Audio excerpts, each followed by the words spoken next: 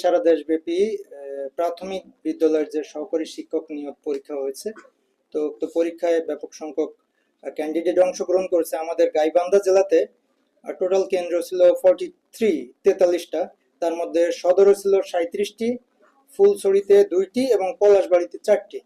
তো এই সব কেন্দ্র থেকে টোটাল এই পরীক্ষার মানে যে অসাধু চক্রের সাথে জড়িত এরকম সদরের যে 37টি কেন্দ্র ছিল সেখান থেকে আমরা 37 জনকে অ্যারেস্ট করেছি। পলাশবাড়ির 4টা কেন্দ্র থেকে 12 জনকে, ফুলছড়ি থেকে 2 জনকে অ্যারেস্ট করা হয়েছে। 51 জন টোটাল পাওয়া গেল। এর মধ্যে দেখা গেল যে আমাদের সদরে 11 জন নারী ছিল, পলাশবাড়িতে 4 জন নারী, আর ফুলছড়ি 2 জন যে অ্যারেস্ট হয়েছে 2 জনই নারী। 17 জন নারী এর মধ্যে আছে, বাকি সব পুরুষ সদস্য। কেউ অল্প সংখ্যক ছিল যারা মোবাইলে SMS এর মাধ্যমে উত্তর নিচ্ছিল, এরকম অবস্থায় তাদেরকে অ্যারেস্ট করা হয়েছে। কেন্দ্র সচিব এবং পরীক্ষার যে ইনভিজিলেটর ছিলেন যারা, তারা অ্যারেস্ট করেছেন।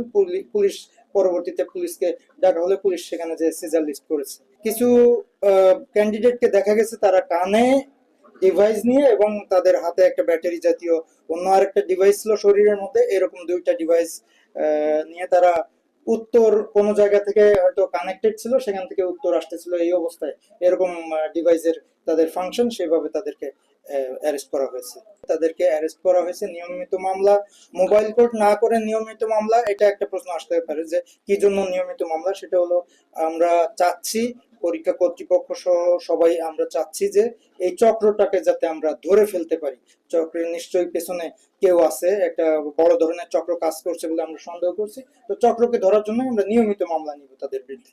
চেকিং তো অবশ্যই ছিল, কিন্তু অনেক পরীক্ষার্থী অনেক সময় একটা আজকে শুক্রবার ছিল, নামাজের পরে তাড়াহুড়া করে ঢুকেছে লোকজন, এবং আমরা এই অসাধু চক্রকে রুখে দিব। পরবর্তীতে যাতে যে কোনো ধরনের পাবলিক পরীক্ষায় এই ধরনের অনিয়ম না করতে পারে, সেই চেষ্টায় আমাদের তদন্ত অব্যাহত থাকবে।